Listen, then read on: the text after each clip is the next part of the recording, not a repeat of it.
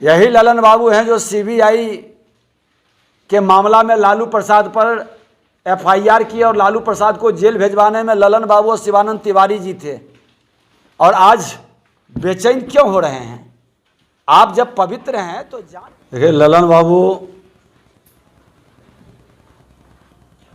घबराहट में हैं, परेशान हैं।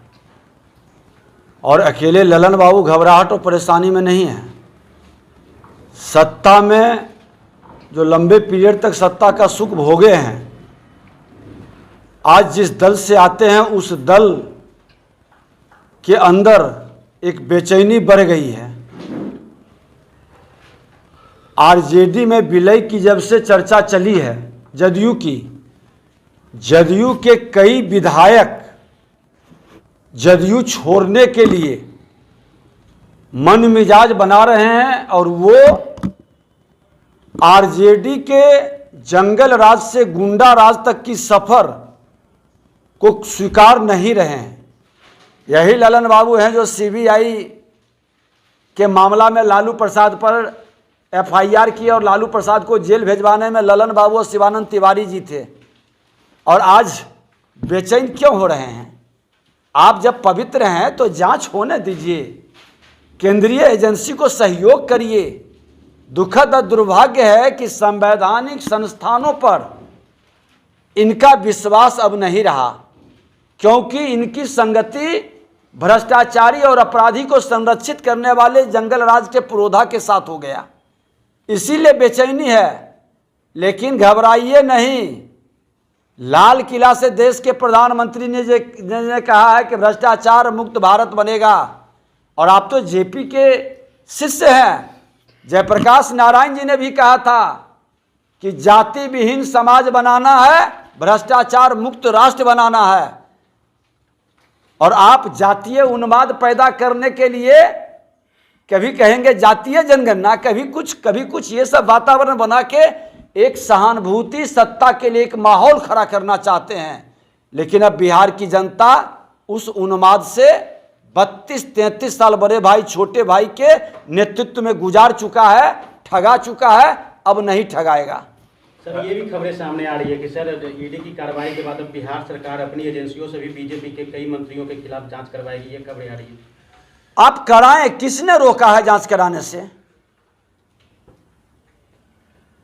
आप जरूर कराएं। जो भी भ्रष्ट है, भ्रष्टाचारियों के विरुद्ध बदले की भाव से नहीं, प्रामाणिकता के आधार पर आप जांच कराएं। आप इतने पदाधिकारी को पकड़ रहे हैं, एसपी पकड़ रहा है, डीएम, सीओ, बीडीओ, थाना प्रभारी, भ्रष्टाचार क्यों नहीं रुक रहा है? क्यों आरडब्ल्यूडी विभाग वर्षों से आपके जिम्मे है, वहां पर पदाधिकारी पकड़ा है, उस पर जांच एजेंसी हमने बैठाया। आज हमने एमकेसीएल कंपनी पर जांच एजेंसी बैठाई, उसकी रिपोर्ट विधानसभा में क्यों ले नहीं होने दिए? सत्ता में रहते हुए हमने तो भ्रष्टाचारियों के विरुद्ध एक व्यवस्था, एक वातावरण, एक आंदोलन चलाया। आप पवित्रता से चलाइए। अब जन जन की है यही पुकार, बंद करो अब भ्रष्टाचार। ब्लॉक से लेके थाना से लेके जिला तक कोहराम मचा हुआ है भ्रष्टाचार के नाम पर। क्या लगता है सर, गब्बू सिंह पर जो कार्रवाई हुई है उसमें मतलब जेडीयू के कई नेताओं भी सम्मिलित हैं, उसमें क्या लगता है आपको? घबराहट से प्रदर्शित हो रहा है कि कौन कौन से नेता उसमें हैं सम्मिलित। और अभी तो शुरुआत है। जमीन की माफियागिरी हर शहर के अंदर प्रशासन के लोग के साथ मिलकर, जमीन के माफिया मिलकर शहर के अंदर अकूत संपत्ति जो बना रहे हैं और उसमें जो बाधक बन रहे हैं उसकी हत्याएं भी कर रहे हैं। आज शर्मा की भी घटना उसी तरह का खेल है। लखीसराय बाजार के अंदर कई व्यापारियों के साथ उसकी जमीन को माफिया के द्वारा किस तरह से जबरदस्ती लिखाने का खेल खेला जा रहा है। ये तमाम चीज भ्रष्टाचार, अपराध और भ्रष्ट पदाधिकारियों के जो तिक्रमी गठबंधन है, इसके कारण जनता त्रस्त है। इस बंधन को तोड़ना पड़ेगा। सर, इनकी करनी और कथनी कभी समरूप रहा है। अतरी के दांत गिनने के लिए चले थे, और जाके पैर पकड़ लिए। अतरी के दान गिनने के लिए इसी लखीसराय के अंदर न शुरुआत किए थे शंखनाद। ऐसी लखीसराय के आर मैदान में जाके पैर पकड़ करके कि हम आपके कील कांटा निकालेंगे। जो व्यक्ति के करनी कथनी ही समरूप नहीं हो,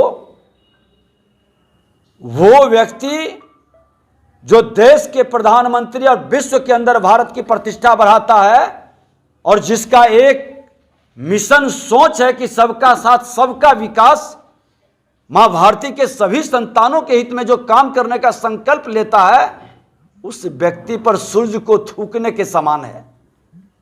और वैसे व्यक्ति अपने गिरेबान में झांक कर देख लें।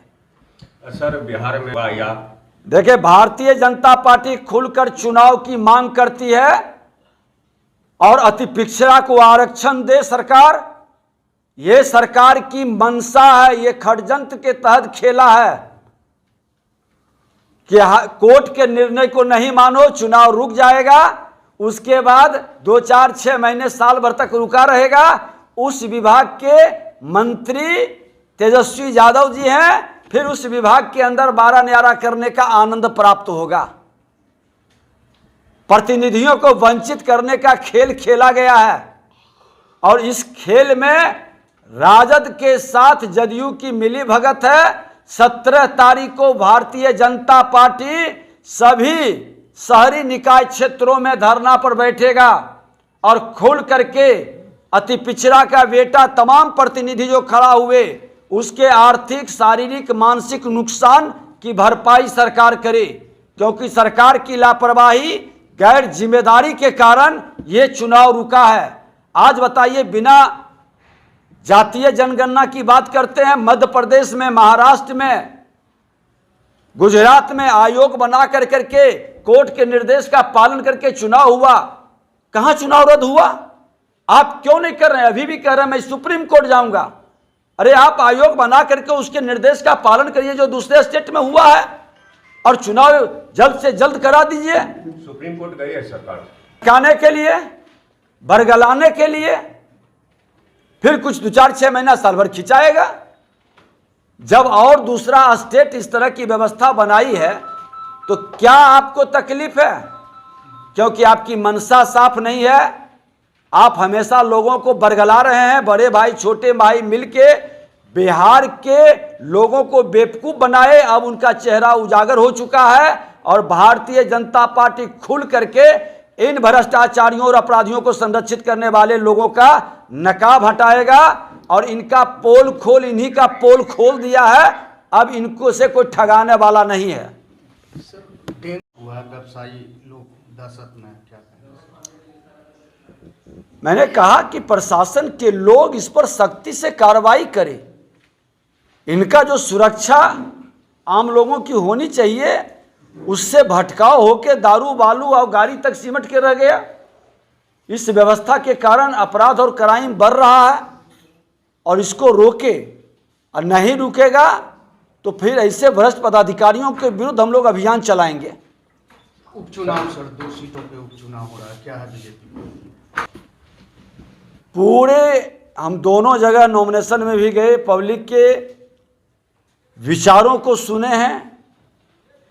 बदलाव की मानसिकता में पूरी तरह से है और अब व्यक्ति की लड़ाई नहीं है, उम्मीदवार का वहां कोई मायने नहीं है। 2 विचारधारा की लड़ाई है। राजद बनाम भाजपा, कुशासन बनाम सुशासन, गुंडा राज बनाम सबका साथ सबका विकास। अब इस पर निर्णय होगा। आज भ्रष्टाचारियों की जमात एक साथ जुटकर अपराधियों की और भ्रष्टाचारियों को संरक्षण में सत्ता चलाना चाहते हैं। खुल करके एक एक व्यक्ति 5-5 विभाग को अपने हाथ में लेकर पूरी विभाग की तहसीलदारी और भ्रष्टाचार, दोहन, शोषण के वातावरण को अंजाम देने की व्यवस्था अगर जो करेंगे तो जनता बिहार की बहुत देर तक स्वीकार नहीं करेगी और इसका बड़ा संदेश इस चुनाव से जाएगा। सर, सीबीआई और ईडी का रेड बिहार में जो उपयोग कर रहा है, देखिए, हमने तो परसों तरसों भी मांग किया है सरकार से कि सर्वदलीय बैठक बुलाइए। स्वास्थ्य मंत्री जी सत्ता में के आनंद विभोर हैं, विभाग का उनको संभल नहीं रहा। 5-5 विभाग कहां से संभलेगा भाई। जाते हैं खाना पूर्ति के लिए, किसी को निर्दोष आदमी किसी को भी सस्पेंड कर देंगे।